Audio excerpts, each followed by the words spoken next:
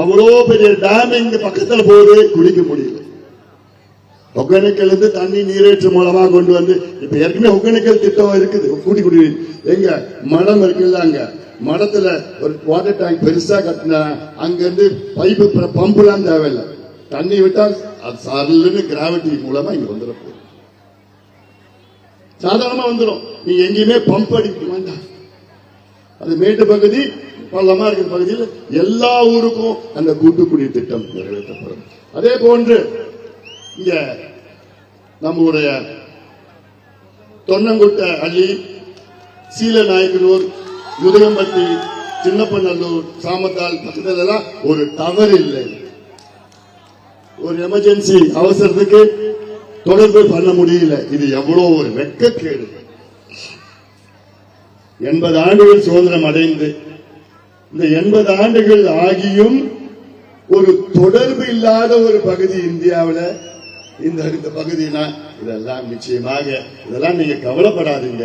நான் இருக்கிறேன், அன்புமணி ராமதாஸ் இருக்கிறேன். உங்களுக்கு உறுதியாக மத்திய அமைச்சரை நான் நேரிலே சந்திக்கிறேன். உங்களுடைய பஞ்சாயத்து தலைவர் 2 பேரும் என் கூட வாங்க, டெல்லிக்கு நானே கூட்டிட்டு போறேன். கூட்டிட்டு போய் அமைச்சர்கிட்ட சொல்லி 6 மாதத்துல உங்களுக்கு அந்த தவறை நான் உறுதியாக நம்புறேன். அது என்னாலதான் முடியும், வேற யாரால முடியாது. இந்த துரோகிகளால முடியவே முடியாது, கிட்ட கூட போக முடியாது. அதனால ஏரியூர் பகுதியில் உழவர் சந்தை, ஏரியூர் முதல் பழையூர் வரை அந்த ரோடு, இது எப்போ போட்ட ரோடு, அதையெல்லாம் நிச்சயமாக அது சரி செய்வோம். அதே போன்று பெண்ணாகரத்திலிருந்து ஏரியூர் வருகின்ற ரோடு சாலையை பார்த்தேன்னா சுத்தி சுத்தி சுத்தி சுத்தி வரும். அந்த காலத்துல மாட்டு வண்டி ரோடு அது. அதனால அது செய்வோம். அதே போன்று ஒட்டனூர் கோட்டையூர் பாலம், இந்த அங்க போற பாலம், இந்த பாலம் எவ்வளவு காலமா கோரிக்கை.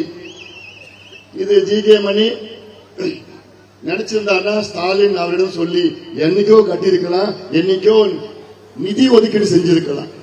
ஆனா ஒரு விளம்பரத்துக்கு இவர் போய் கேட்கிற மாதிரி கேட்பாரா, அவர் அறிவிக்கிற மாதிரி அறிவிப்பாரா, அதுக்கு பணம் எல்லாம் ஒதுக்க மாட்டாங்களா. இது ஒரு நாடகம், இது ஒரு டிராமா. கேட்டா அறிவிச்சுட்டாங்க சொல்றாரு பாரு நம்ம பாடி செல்வம். அவர் ஜி.கே. மணி மச்சான் தான் போர்ட் கான்ட்ராக்டர். அப்புறம் எப்படி பாலம் கட்டுவாங்க? அவர் மச்சான் தொழில் கெட்டு போயிடும். அப்போ இதெல்லாம் எவ்வளவு திட்டம் சூழ்ச்சியில இருக்கிறார். உறுதியா நடக்கும் இந்த அன்புமணி ராமதாஸ். ஏன்னா நான் ஒரு மாநிலங்களவை உறுப்பினர், ராஜ்யசபா எம்பி. தமிழ்நாட்டில் அந்த ராஜ்யசபா எம்பிக்கு எந்த ஊரு மையம், எந்த தொகுதி மையம் என்று கேட்டார்கள். நான் மீண்டும் தர்மபுரி தான் எனக்கு மையம் என்று தர்மபுரியை தான் நான் தேர்வு செஞ்சிருக்கின்றேன். நான் ராஜ்யசபா எம்பி, ஆனாலும் என்னுடைய மைய தொகுதி எதுவென்றால் தர்மபுரி தான் நான் தேர்வு செஞ்சிருக்கின்றேன். அதனால இதெல்லாம் நானும் உங்களுடைய நாடாளுமன்ற உறுப்பினர் போன்றுதான். அதனால அதையெல்லாம் நீங்கள் நினைத்து பாருங்கள்.